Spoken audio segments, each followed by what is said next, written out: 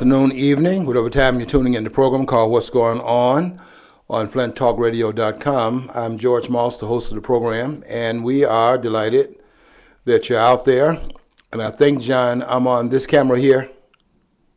You're on two of them, so just go back. They're about the same position, so just look in that general direction, okay? John has we have so many cameras here. I don't even have to see which one is the one I'm supposed to look through. They have a way of determining that at these studios on these networks, I've noticed, because they'll turn their chair around and somebody's pointing, this is the camera now. So we got one going to a hard record on a computer and the other one's going live stream like we're now. Oh, is that right? So yeah. We're taping two at the same time. We're taping two in case something happens with live feed, so we can load it up back early. So. Okay, I can see why both cameras on here, and then we got some cameras over there. I'll get this down to a science before it's over, folks. It just takes me a while to catch on. I'm a slow learner. I wasn't placing any special ed classes, but maybe I should have. Some people think I should go back to school and be placed in that class now. But what I'm writing on Facebook. I just got through doing, first of all, let me welcome you to the program, What's Going On. We come on from 2 o'clock to 3 o'clock every Monday. And every second Monday and fourth Monday, we are followed by the program called Satora's Black History Corner, and that comes on at 3:30, and it hangs around to about 4 o'clock, sometimes a little bit later. Normally about 30 minutes, and then we want you to stay tuned really to all the programs here at FlintTalkRadio.com, because what we're doing here at the studio is trying to keep you abreast of what we are keeping up with, and we think we have some breaking news here today on this program. As you know, the breaking news is that Bo Bergdahl has been released by the Taliban in Afghanistan, and a lot of things are happening around the fact that the president has seen fit to again bypass what is required in the Constitution, and that is to make these kinds of decisions where he traded one of the American soldiers that was kidnapped in 2009 by the Taliban. And there are a lot of questions around that, and we'll talk about some of that before we get off the air here and even get off this topic. But in 2009, Bo Bergdahl was kidnapped, and I don't know when the negotiations started. There were a lot of people saying that we were going to pull out of Afghanistan and leave this soldier behind. And I know there's a lot of criticism about, are we going to cut and run and have one of our soldiers, one of the ones we knew was in the hands of the Taliban, I would like to say in the hands of the enemy. And then we started hearing about the negotiations that were going on in terms of releasing Bo Bergdahl and exchange for 5 of what is being stated as some of the most violent terrorists at Guantanamo Bay, at the prison where we are holding some of those who are fighting on the battlefield and some of the ones who were in fact supplying them with those things that were used to kill American soldiers. So when you begin to have negotiations where you're releasing people that have American blood in their hands, that's a very serious matter. And I think that the Constitution, which I think the Constitution is very clear in Article 1, Section 8, Clause 11. I didn't bring it to read the word specifically, but I do know what it requires.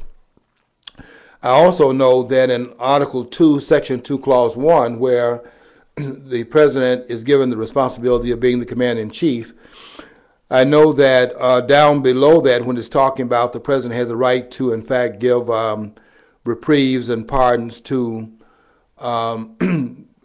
really it's talking about giving pardons to those who are inside of the country, except for the violation in which they are being brought upon charges for impeachment, which is in Article 2, Section 2, Clause 1. I think below that, where we get a little confused, is when it says that the president has the right to give reprieves and reprisals. I think that's something different in terms of saying crimes against the United States. I think those are things that's internal to the United States. I think what we have to look at in terms of the external aspect, because it doesn't talk about it in terms of the same part of the narrative in Article 2, Section 2, Clause 1, where we are talking about the commander-in-chief role. It's further down from that. And then it begins to, although there's not a period there, not a new sentence starting there, if I remember correctly, and I think I do remember it correctly. I have a copy of it here if you want. Well, you're going to see that I'm right here, John. Check on me now because... which article? Okay, look at Article 2, Section 2, Clause 1. And you'll see there in the section that I'm talking about here that it says there the president is the commander-in-chief, right? I'm right. Still, yeah, I know. I just got the book out, so I have. Well, just shake behind me because I don't want the viewers thinking we're just pulling their leg out there. That's what I was going to say. So because you got challengers. Everything you say, hold me accountable, Article 2, Section 2. You said. Yeah, I say at the very top of it, it's talking about the president should be commander-in-chief, right? The president should be commander-in-chief of the Army and Navy of the United States. Let me now look at that carefully, John, because in that section there, it talks about the president is the commander-in-chief. Now, down below that, after it goes on from that for a few sentences, there's no period there, but then after talking about some other things, it says that the president shall be able to forgive crimes against the United States, except for charges of impeachment.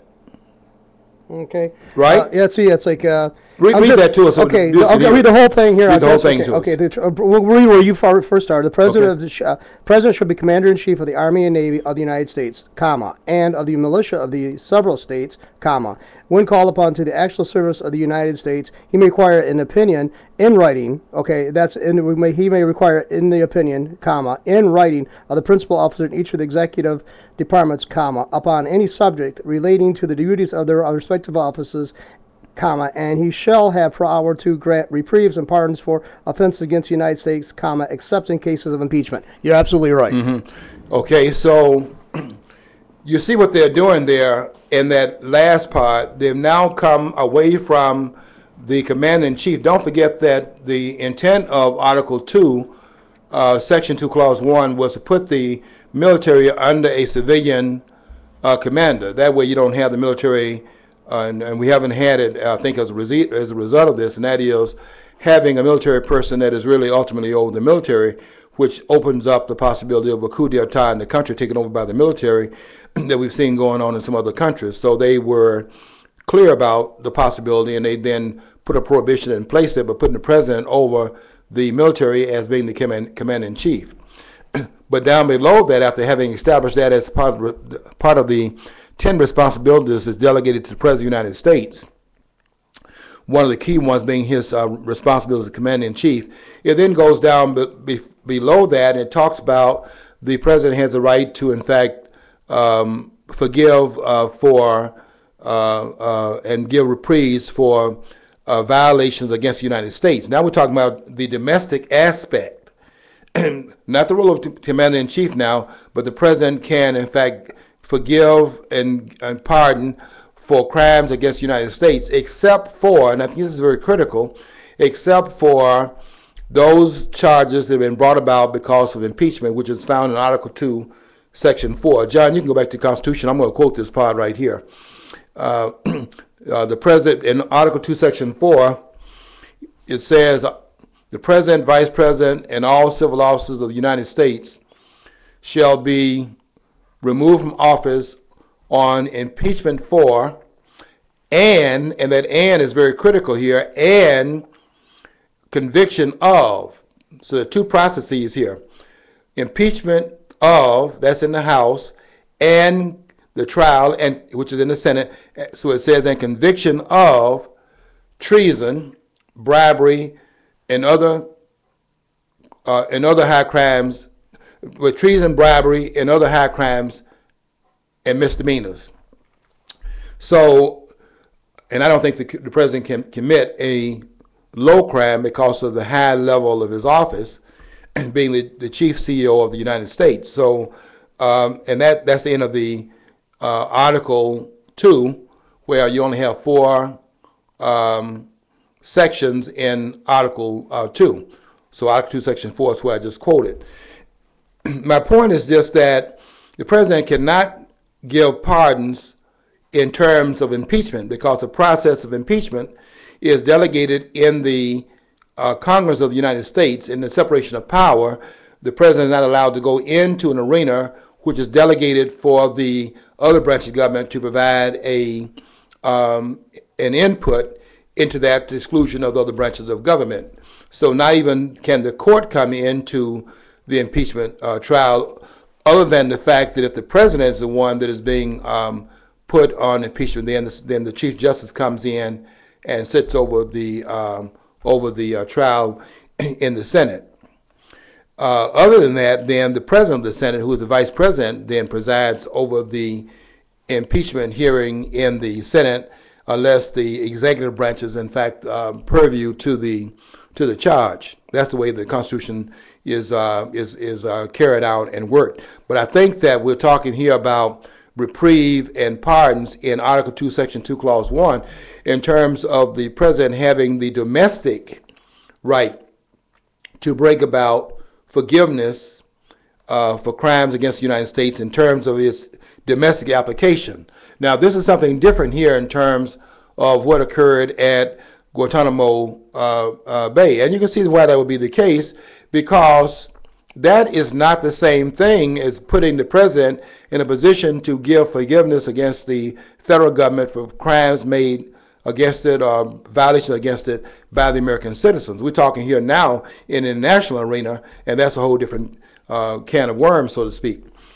At this point, then, I think what you have there is Article 1, Section 8, Clause 11, which gives the Congress the right to declare war, and then it says that the Congress, in the latter part of that, and I'm talking about Article 1, Section 8, Clause 11, at the latter part of that, it gives the Congress the right to then do the things we saw at Guantanamo. And so given the fact that the president's commander-in-chief and the Congress has the right to grant reprieves in this domain, then what you have here is definitely a need for consultation of the two branches of government. I don't think that the president can do this on his own constitutionally. I do think, given Article 1, Section 8, Clause 11, that the Congress can do it in terms of not having consultation, because I think it's pretty clear in Article 1, Section 8, Clause 11. John, will you read that to us also in Article 1, Section 8, Clause 11? I know the last part of it is giving the... Okay, what article? What article? Article 1, Section 8. Article 1, Section 8, what? Okay. And Clause 11 of that, which says that the Congress should have, and it gives the Congress 17 different powers. In Article 1, Section 8, Clause 11, the power to declare war, and then there's another part there in the latter part of that statement. Okay, okay, we'll go through them all, I guess. I mean, if you want. Yeah, just look at. Okay, maybe you don't have it itemized where. Yeah, it is, but it's like it takes me a while to sort through it. Okay, look at Article 1, Section 8. I got the Article 1, Section 8. The Congress shall have power. That's it. The Congress have the power to delay and collect taxes, duties, imposts, and excises. Okay, we'll go down from there. Okay. To regulate commerce. I mean, that's Article 1, Section 8, Clause 3, right. Commerce. To establish post offices, to promote. Just trying to get through here. Okay, we got so much here. I know. To define and punish piracies and felonies committed on the high seas and offenses against the law of nations. Keep going. To declare war, grant letters of marque and reprisal, make rules concerning captures of land and water. To raise and support armies by no appropriation of money to the use should be no longer of term longer than 2 years. Okay. You've already read it then. You've covered Article 1, Section 8, Clause 11. Right. When you said that that part about to grant pardons on those who are captured on sea and land, you see how that's given to the Congress, so that these persons were captured on sea or land. We're talking outside the country. We're not talking about the United States, where they didn't give the president even the right to intervene and impeachment in the United States. Now we're talking about the capture outside the country on sea and on land, and it gives that prerogative to the of the Congress of the United States, which is also in the same part. You actually memorized the entire document. I pretty much know Yeah. it, and You actually, anybody else, I mean, for most people, though, in this country, political wags or not, or pundits, whatever, this is just a book of now notions. But now the copy I have here is actually issued by the ACLU. I mean, they send you this and so it's the same book I got from other, the Cato Institute. They also make one like this. Okay. So it's the same book, but for liberals, they like to hide behind this, but to actually apply it for all instances, they like the Bill of Rights, but all the other stuff that goes along with it beforehand, like the Constitution, they have a real issue with because it limits their dream making capabilities. See, so I mean, this is amazing that you have. I'm astonished. I mean, I got to admit, I'm totally respecting you because I mean, this is like you're just rattling this stuff off. I have to go check it out. I know it's in there somewhere, but you're naming section and like you do with the book top pages. yeah. Well, John, I think that we have to really, at least have some understanding of what is required because we can't really hold the government accountable unless we know what is required of them based upon the main and basic law of the land, which is the Constitution. It's not what the Congress says it is, nor the Supreme Court. It's not what it says it is. The Constitution says what it says, and when they are off the mark, we're going to get there eventually because we're going to have to understand that we have the right to bring about nullification when the Supreme Court is passing fiat laws that have no grounding in the Constitution, which they do that all the time. That's what Mark Levine is talking about in his book called The Men in Black. And when you read that book, you'll see how Mark Levine is making a strong case that part of our problem, and we think it's just the president and the Congress, part of our problem is the Supreme Court. There's up there, they're not, we say that they're legislating from the bench. They're not legislating from the bench, they're dictating from the bench. And they're telling us. I was reading the opinion that was passed down. They say passed down because we are here in the boondocks, so they passed the opinion down to us, and we're down here. And I was reading the opinion that was in fact passed quote unquote down to us by Sonia Sotomayor. And her opinion in the affirmative action case, where there was a 6-2 with one extension verdict by the Supreme Court with Stephen Breyer and this other guy that can't make up his mind whether he's going to follow the Constitution or not, and that's Kennedy. He can't make up his mind. He can't make up his mind. Is the constitutional law of the land or is it him? So he's the swing vote on the court. Are we going to follow the Constitution in this case here? Or are we going to follow, Kennedy? That's why he's in the middle and he's a swing vote on the court, as if you can swing the language around. As if the language is not the language. But in this case right here, because it wasn't going to overturn affirmative action, but it was going to tweak it a little bit. The court's verdict was 6-1. Now the 2. It would have been 3 if it had been if Eleanor Kagan had been able to vote. She recused herself because she claimed prior involvement in a case, either that case or one similar to it, and therefore was claiming that there was some bias that could be inferred from the fact that she had some previous contact with a case of that sort, as if she doesn't have a bias regardless. And the other members of the court, they can't read the Constitution and understand it means what it says, as if they don't have a bias. I mean, the language is clear, and what is required of them, and that is to interpret the Constitution, not be up there making law on the bench, because they are the interpreting body, not the lawmaking body, which is assigned in Article 1 of the Constitution. But if you read Sonia Sotomayor's opinion passed down to us, the peons, in the affirmative action case that was filed against the University of Michigan that thought it could, in fact, skirt the Equal Protection Clause of the 14th Amendment and simply give equal and extraterritorial rights to one group to the disadvantage of another group, and you could do that because of some claim that they belong to a group that had been discriminated in the past, as if rights are given to groups rather than to individuals. They took this case to court, as they should have, and the court, for a change, got it right.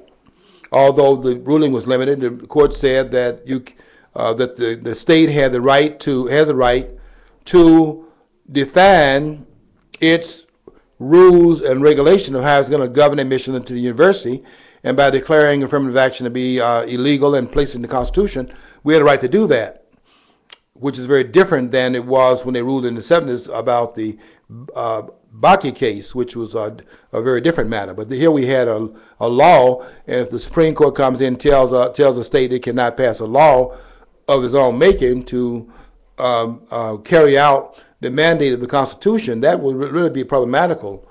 And the court came down and said that the law that prohibits affirmative action in admissions in the university, in this case, can in fact stand as a prohibition against having one claim made against one group to the advantage of another group.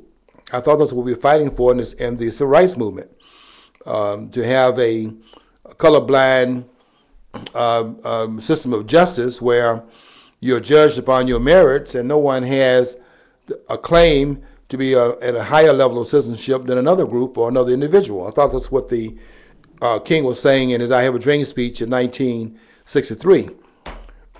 I think I'm right in that, and if somebody think I'm wrong, maybe you can call in and get me to back down from that position if you know better than I know. But I think King said on the 28th of August, 1963, he wanted to live in a nation where his children will not be judged by the color of their skin, but by the content of their character. And I think he meant that holistically in terms of don't take anything from them because of the color of their skin, and don't import anything in there they have not earned because of the color of their skin either. I think it works in both ways. If it doesn't work in both ways, then we're not talking about principles here. We're talking about whose ox is being gored. And it only has application by who the discriminatory conduct affects. If it affects this group and not that group, then it can stand if this group is benefiting as a group that you belong to and cater to, then it stands under that tenet. It doesn't stand if it's over here being applicable in the case of another group. And I think that's not what was being said in Dr. King's I Have a Dream speech. I think he was saying that the principle applies in all situations, and he didn't make any equivocal comments about it, saying that it only applies over here and doesn't apply somewhere else.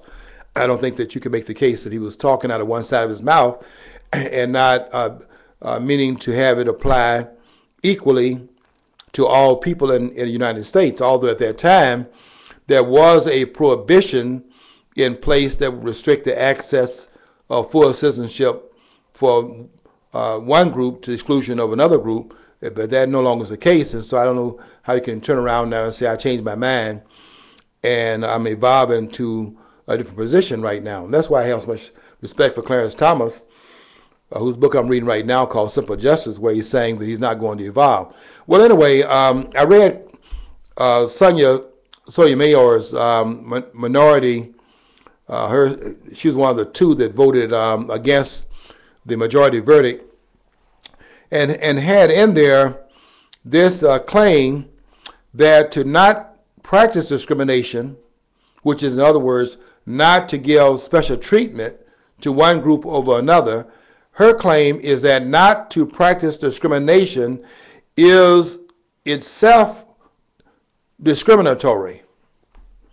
And some of the persons looking at the arguments in her 34-page opinion said that Sonia Sotomayor is constitutionally ungrounded. What they really said is that she's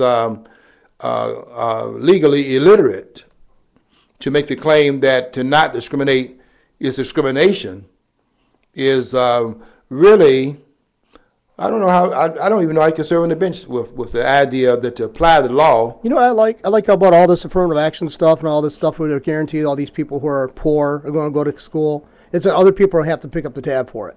I just love that. I mean, thank you for saying, hey, guess what? We have the obligation now to pay for these people who, A, really want to destroy your country. They're coming here illegally. And then they're also coming here, and now we're going to take the money from you to put the gun to your head in the future. And you're going to have to welcome that. If you say anything about it, you're a racist. Yeah, John, I wrote a post today. I did a 3-part series. Some of you are watching, are following my post. I did a 3-part series on the question of whether or not we're looking at conspiracy in terms of the decline of our country. Are we looking at psychopathic, I call them sociopathic, but psychopathic politicians? And is that the problem and the root of the trouble we're seeing in this country? And one of the things that I was trying to say in part 3, which I published that today before coming to the studio, was that whenever the government is involved in it, the government brings guns on the scene. And it is by its very definition about force. And so when the government gets in saying that you can discriminate, this is not voluntarism. This is not options between traders. This is the government bringing a gun into the room and saying that you will, in fact, have this level of citizenship for one group and a different level of citizenship for another group. And that's unconscionable. You see what Obama wants to do in Hawaii? He's advocating 2 different groups as a set of laws for the different races. He's advocating that. He wants to have the different races have to follow a different set of laws and obligations. At some point in time, we're going to have to look at Article 2, Section 4 and understand what its requirements are and what its use is and where it needs to be applied, because we have a lot of things that are happening right now where there is a dismissal of the rule of law in this country, and the only way you can actually bring people back under the rule of law is to have something that in fact punishes those persons, those officials that will in fact skirt the law, dismiss the law, suborn the law, and act as if the law doesn't even exist. And not doing that is what we are facing right now, where we have banditry in the nation's capital. And it's going to be hard to bring about impeachment, quite frankly, because the banditry is universal. All the institutions in Washington D.C. right now are in fact outlaw institutions. They all are. There's not one institution up there of the 3 branches of government. There's not one branch of government in Washington that has its hands clean. And when you can have a Congress that has a moral authority to make the claim, the moral claim, that the law is not being followed by the other 2 branches of government because it doesn't follow it itself, then that's a problem for the country. And it is up to the Congress, starting in the House, to bring about impeachment. In other words, to hold the other 2 branches and its own members to account for its failure to carry out its constitutional responsibilities. And when you look at Article 2, Section 4, that is in although it's in the area where you have the division of powers, where they give the executive power to the president. In the Article 2, where the executive branch of government is established, it gives the impeachment aspect in that article to the Congress of the United States, and starts the process off in the House, where it takes a majority vote to vote impeachment, which is the official accusation of wrongdoing while in office. And then after the impeachment has occurred in the House, which is the accusation, then the matter is referred to the Senate for trial. And it takes over there, after a majority vote in the House, it takes a 2/3 vote in the Senate. And if the 2/3 vote is in fact obtained, then the person that is impeached is removed from office. It takes both parts of the process to bring about removal. As you saw in the Clinton case, you can impeach, but if the person is not convicted, the person is not removed from office. And so that's why Clinton was able to retain his office, because after he was impeached, the trial occurred in the Senate, and because of the partisanship in the Congress right now, where you can do anything and your party is going to pretty much back it up, you really can't bring about conviction because of the partisanship that's played in the Congress. We've had two presidents impeached. We have never had a president removed from office because of impeachment. Nixon was never impeached. What happened to Nixon was that, and people don't want to hear this, but I will say it because I think I can document this, although no one else wants to take this and run with it. But I am absolutely convinced that I'm right, that Nixon was overthrown by the liberal media. And I put that together over time after having read Haldeman's book in the 1970s, which is called The Ends of Power by H.R. Haldeman. When I read that book back in the 70s, quite frankly, after having read All the President's Men, I didn't have all the pieces of the puzzle, but as I began to put this together and see what was really going on here, and then when HBO did a special, I think they did a special last year on a person who did his editorial cartoons for the Washington Post called Herb Block, whose name was Herbert Block, who was very powerful. And when I saw the role that Herb Block played in the Washington Post, and then I saw what was going on with Carl Bernstein and Robert Woodward, Bob Woodward they call him, I call him Robert, I don't know him as Bob, and the coup d'etat, just the fact that they kept this in the media for 2 years, and it forced the Republicans' hand, because by the liberal media pushing the envelope, what they were doing was not letting this thing go. Just like they're not letting it go today, Donald Sterling. They're not going to let it go. They're doing Anderson Cooper tonight. You can find the network. I'm not going to mention it on the air, but they're going to be doing another interview tonight with Steriana, who just got beat up. I'm not laughing about that, but just got beat up, I guess, coming out of a hotel. I guess it was yesterday, according to reports, the day before yesterday. And they're going to have her on again tonight on Anderson Cooper's going to interview her again. And they're going to continue to interview her until Donald Sterling gives up that team. That's going to happen. I mean, they're not going to give up on this story until they force this man out. And that's how the media is. And have you noticed that they have not talked about, ever since they found out he was a Democrat? Yeah, I was going to say, you notice that happened too underneath the time of the Clinton era. His Justice Department was going after Bill Gates for antitrust activities, right? And Bill Gates was a lifelong Democrat, but he's also one of the biggest, was one of the biggest donors for the Democratic Party. I just love when they turn on their own people. Yes, I just love it. I mean, the only enjoyment I get off the fact is that Sterling was known to be a big leftist in many ways, and most of his life. And now it's turning on him. I love it. I love when the pets turn on. I do too. They were going to run with that, by the way, until they just knew he was a Tea Party member, a Republican Party supporter, and they're going to run with this story. And as soon as it became known that he's a donor to all of these liberal networks, this guy's been even committing money to the NAACP. And so when they were going to make this narrative of, you see how racist these Republicans are, and the Tea Party comes out of that, and look at these people, and look what they said in this tape.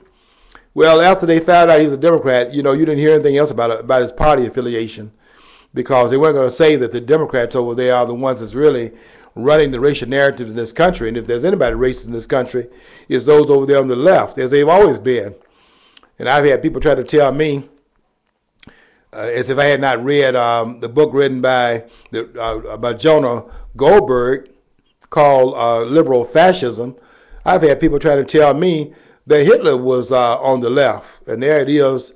His party was called the National Socialist Labor Party, and how you put that on the right is a mystery. The socialists are now on the right, and the Labor Party, Labor, is a rightist group, where you have the labor union is you have to put the labor unions over there in the conservative wing. I don't know how, as if there's not in the Democratic Party today where the liberals are. So you have to do a lot of flip-flops to get to this narrative they're trying to run. But what they did with Richard Nixon is that they kept it in the news for 2 years.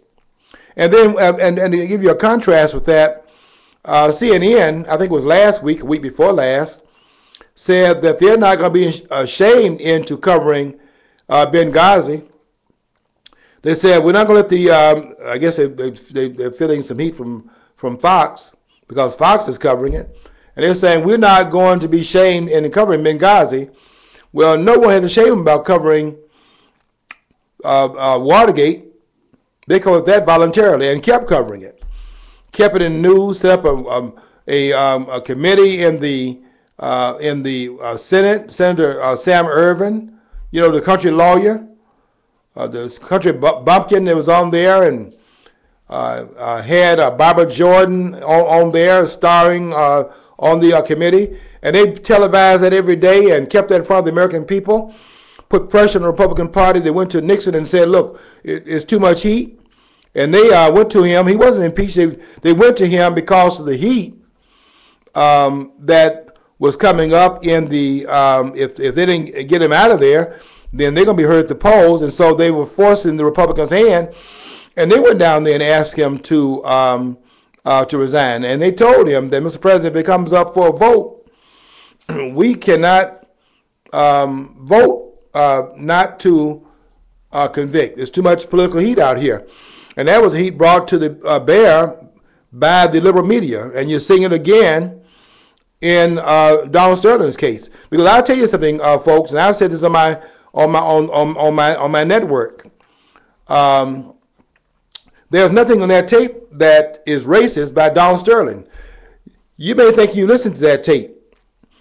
I have not only listened to the tape, I went through it and took out all of Steriano's comments and just printed what Donald Sterling said. And I want you to go and read that post where I did that to show you what he was talking about. In fact, I'll tell you another thing that you can pick up and go back and look at. When Donald Sterling heard the tape, he was surprised. He said, I can't believe that I was saying those horrible things. And what Donald Sterling was mixed up about himself is that there are two conversations going on here. There are the comments he's making, and there is the toppling of those comments made by Steriano that was framing the comments to be something that he did not intend. He wasn't saying what she was saying in that he was saying in that tape, where she asked him, well, would it be the same if I brought, can I bring a white person to the to the game? I'll tell you what I was impressed with in that tape. Don't forget it was privately taped. Only she knew that the tape was being made, and he never once used the N-word in that tape. And I will challenge Steriano. Okay, you're going to be on Anderson Cooper tonight. Here's a challenge I would like to have Anderson Cooper raise. He's not going to raise it because he's not interested in getting to the truth. But I'd like to see him raise this question tonight. You have 100 hours of tape of Donald Sterling. You said so yourself, and that's been printed, and you have not objected to the claim. Why don't you release those tapes? And TMZ, you're not even a news source, but since you seem to be breaking all these sports stories, I mean, you were one that wanted us to know that Stephen A. Smith made the comments that backed up Cuban, the owner of the Dallas Mavericks, okay, who made the same statement, by the way, that Jesse Jackson made some years ago when he said that he was walking down the street and looked behind himself, and there were some whites walking in back of him. He thought some black boys walking in back of him. He was relieved to find out there were whites in back of him rather than the blacks, and he was relieved on that. Well, Cuban Jr.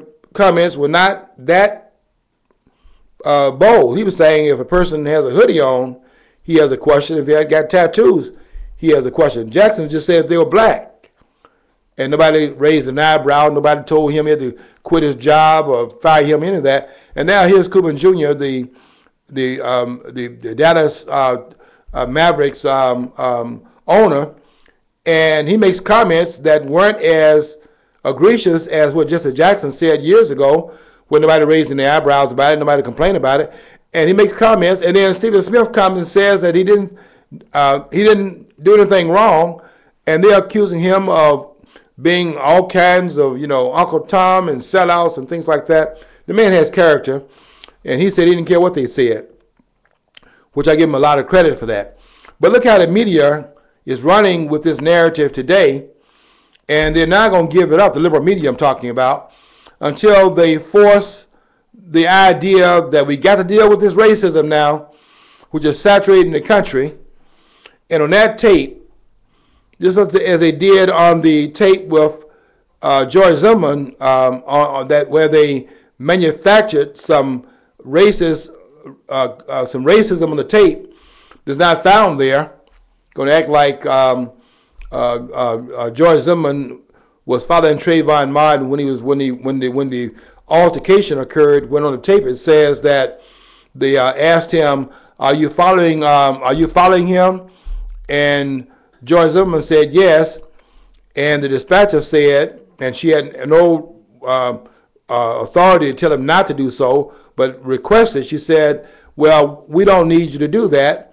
And NBC cut out the answer George Zimmerman gave, because if the answer is put across the airways, it's clear that any attack that will occur after the conversation had taken place with the dispatcher, then that has to be that cannot be George Zimmerman starting the altercation, because he's cut the pursuit off. That has to be Trayvon Martin, and that doesn't fit the narrative. And so they cut off his response. When they said, "Well, we don't need you to do that," his response was, "Okay." And there had been no altercation up to that point. Well, they couldn't have that go across the airwaves, and they cut that part out. In the tape with Donald Sterling, what they cut out, because I listened to it myself and I transcribed it, it said that he's talking to Steriano, and he's talking about we have to live in this world. He's saying that he didn't make the world. This is the world he was handed. And we have to live within the confines of that which the world requires.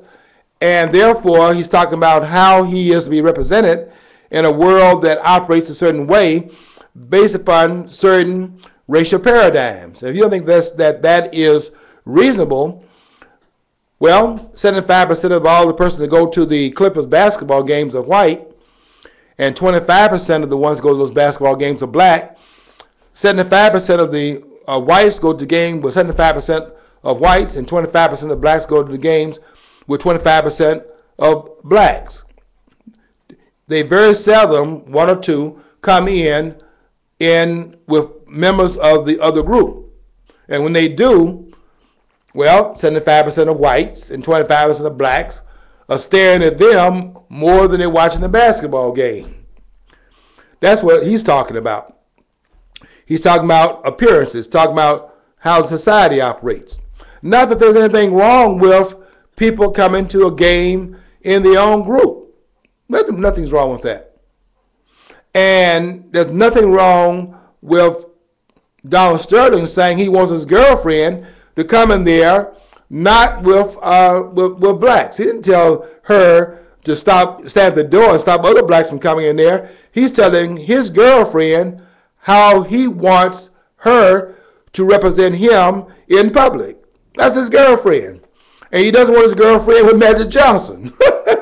No, another thing, yeah, I can understand that too, because that's what those rich people are like weird. They'll have all those casual affairs. At some point she might give him sex. Well, if she's having sex with Magic Johnson, memory serves her well, he's got AIDS, right? Yeah. So even on that alone, wouldn't that be enough for a guy to say, "Hey, I know you're I'm a dawdling old guy who's a rich guy, and you're a hottie. You're going to use me for my money. I don't care about that, but just don't affect me with AIDS and take me out quicker." I mean, I can understand that just on that factor. John, what he's saying is, nothing may be going on between the two of them, but it's the appearance that it's a question that's raised of, hey, wait a minute, Steve.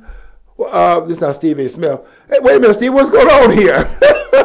He does not want her coming to the games because it raises a question about what's happening behind this 80-year-old man's back.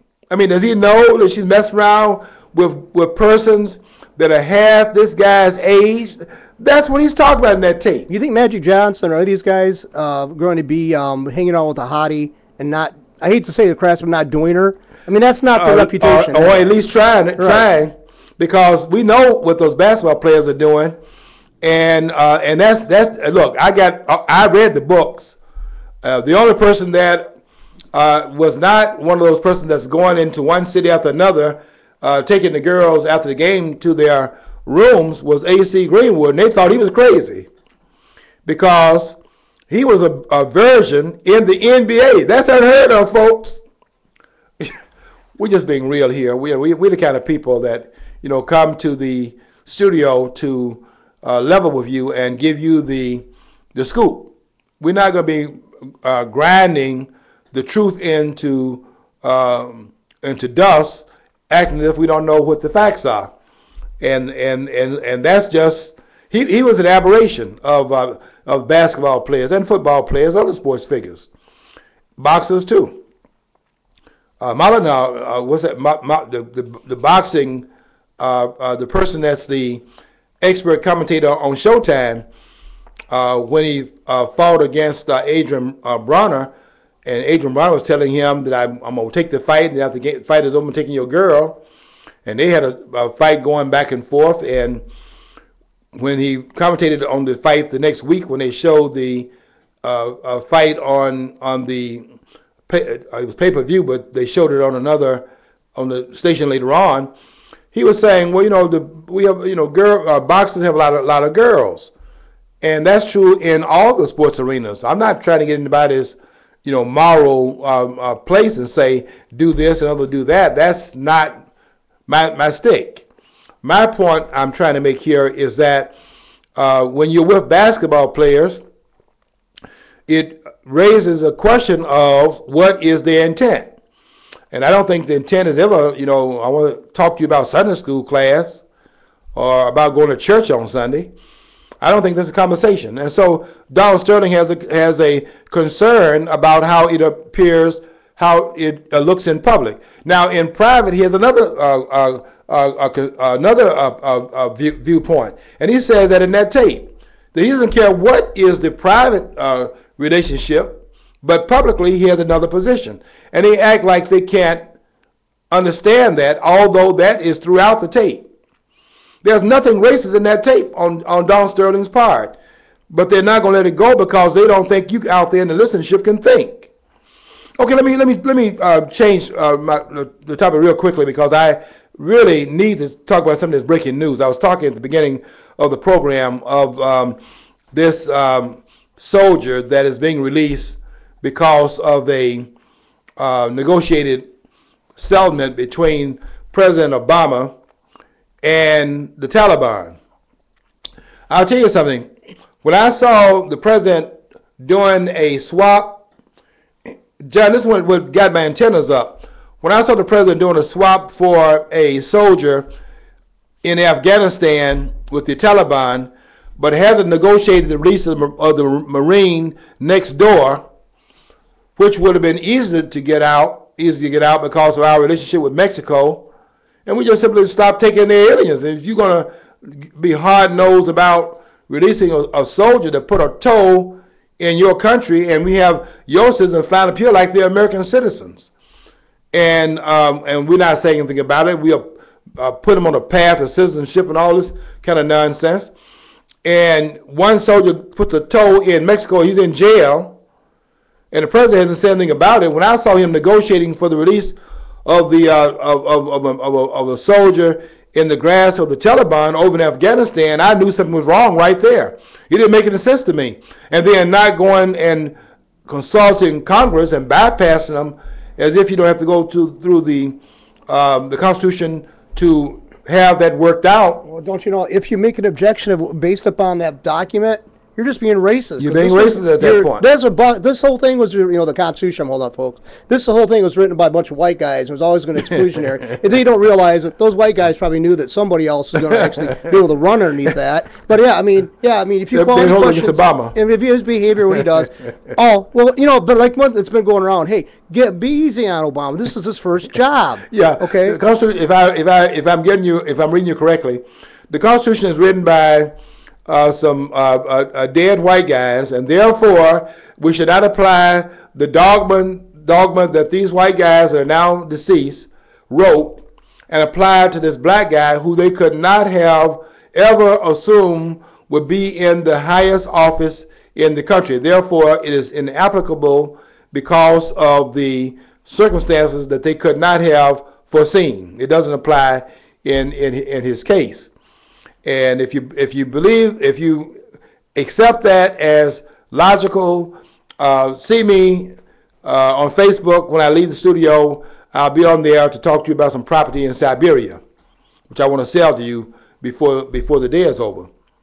But the president negotiated the soldier over in Afghanistan, and in the deal, which I think this is a problem also, that in the deal, one American soldier is equivalent to 5 terrorists. I mean, that is a downsizing of the Americans. You would think that it would be one-on-one, wouldn't you, in terms of one person for one person. But no, the American soldier value is not as great as the value of the Taliban, because the Taliban had 5 soldiers released to 1 American released by the United States. And I'll tell you what got my antenna up was the fact that we have a Marine who is next door, whose parents have been calling for the president to get involved in it, and he's not said anything about it yet. In Mexico, hasn't even brought it up. Maybe because he does not look like his son. And so when I began to get wind of this, I went to do my own investigation of what is happening here, because that just didn't make any sense to me. And I'll tell you what I came up with. And I don't think anybody else has brought this up at this point. I think we may have some breaking news here. Is that I did some research here to go back and just simply try to trace who this guy was. Bo, his name is he's Private Bo Bergdahl, Bergdahl, Bo, B-O-W-E, Private Bo Bergdahl, Bergdahl. And when I saw the negotiation going on, not only to get his release, but in the process, release 5 of the most terrible persons at Guantanamo that have blood on their hands where they've killed Americans, where you can get this person released without any persons that are violent being released. We're not negotiating in Mexico, but we are negotiating in Afghanistan. That didn't make any sense to me. And so I went out to do some research on it, and what I came up with was an article that came out in August of 2010. The article was printed on August 27, 2010, and the title of the article is, sit down before I read the title, because I don't want you to faint. U.S. soldier captured by Taliban embraces Islam. And this article was printed the year after this soldier, who's leaving the confines of where he was, that is questionable in terms of how did he leave in the first place. I mean, how did the capture occur? But 1 year after the capture, he was captured in 2009, being away from the base for some reason. And then in 2010, we have an article saying that this soldier that was captured by the Taliban had embraced Islam. So what do we have here? We have, if this article is true, it was written 4 years ago, what we have here is a trade-off of a Muslim for terrorists,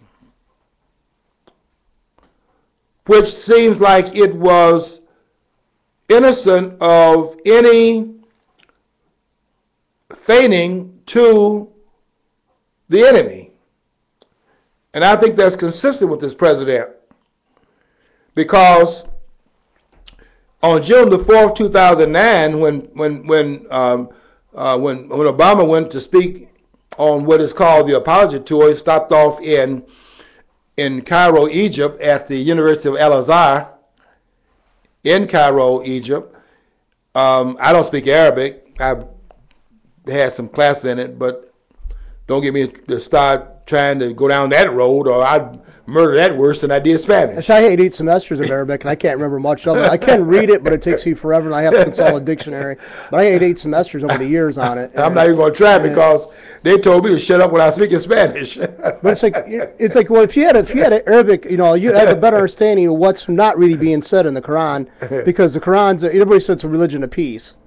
Even and they believe it's almost like a holy language. They don't like it being translated. Yeah. So they give you kind of like a side-by-side comparison. I guess you're supposed to go and learn Arabic, which very few Muslims outside the Arab world really bother doing. So they're basically following a book. They have really no idea what's in it. Yeah, I'll tell you this, John. I read the Quran in English, and Brigitte Gabriel talks about the version of it in Arabic, and she says that version in Arabic is much more. The claims are much more aggressive. Well, it's aggressive enough in the translation in English. It's more aggressive in Arabic. Then we know what that's about, is because it's pretty aggressive in the English translation in terms of some of the passages there that are showing that what they're doing in Nigeria is within the context of the claims of Islam in even the English version of the Quran. So this idea of it being a religion of peace cannot be contended with based upon the dogma. It's a very disjointed book. The Bible, of course, I got a bias. I'll admit that. I grew up and I had to understand it was explained to me as we were learning it. But so now that might happen to people who learn the Quran. But when you read it, there's a narrative that develops in the Old Testament. About what we call the Old Testament, we Christians. And then you read, and then there's like there's like an unfolding of history of these people that now become a people. But you don't get it's so disjointed with the Quran. And besides, it was compiled. He didn't write it. He was illiterate. Muhammad was illiterate. Right. He had slaves who were illiterate, and they compiled a lot of this was after he died. It was written up on different pieces of leather or whatever, and they compiled it. But there's no real consistent order and they claim, the Muslims always say, well, look at your Christian Bible that's changed. Ours is unchanged. Well, that's a lot of crap. Their Bible, their Quran is actually changed quite a bit too. And I read, and when I first came across that fact that you just mentioned, was when I read a book that was written in 1836, which was volume 1, and then it was finished in 1837, which was volume 2 of a book written by Sir Godfrey Higgins, and a book called The Anacalypsis, which translation means, well, it's called The Anacalypsis, or Looking Back at the Ancients, and its subtitle is An Inquiry into the Origin of Nations, Languages, and Religion, or an attempt to draw aside the Saitic veil of ISIS. That's the total title of the book. And what Sir Godfrey Higgins says in that book was that the Quran is not of Muhammad's writing, because the Quran was written in 635 and Muhammad died in 632. And so that's when I first came across that notion. And it is disjointed. And so, and so there are a lot of things you can say about it. And this idea that we have a piece of religion, I won't even discuss that, because just look around the world and see where there's any evidence of that. The claim is preposterous. But I think we have to look at this more deeply than this person named Private Bo Bergdahl being released 4 years after the article came out, saying that he had embraced Islam and had embraced Islamic religion. I think we got something going on here that's underneath the table, because in Cairo, when the president spoke over there, they tell me that in Arabic, the last thing the president said before he ended his speech was that he spoke in Arabic and said that I'm one of you. Now we need to verify that claim, because if that is true, that is consistent with what we're saying here and what the president said in his book, and what he said also on some of the tapes of his comment, where he says that if in fact there's a turning on the Muslims, he will in fact be on the side of the Muslims. And I think that is what we're saying here with this president. Okay, well, we're going to watch the story. We're going to stay on top of the story here, because I understand when Bergman came back, the first thing that that happened is that his dad that he spoke. Somebody says his dad spoke in Arabic, or he spoke in Arabic. One of the two. And if that's true, then folks, we have to look at this a little bit more carefully than we have it at the present time. Okay, I think we've done some service here today, and we're going to have to pick it up next week at the same time. Until next week, I want you to follow your dream, because if you don't follow your dream, you'll never know what's on the other side of the rainbow.